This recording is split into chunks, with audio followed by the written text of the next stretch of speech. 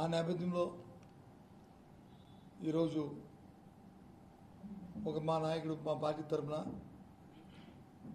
₹1 కోటి సంబంధించిన పార్టీ విరాళంగా పార్టీ ఆర్థిక సహాయాన్ని క్షతగాతులకు చేయాలని, అందులో రేపు ఉదయాన్నే 1,00,000 పాల ప్యాకెట్లని, 2 లక్షల వాటర్ బాటిల్స్ని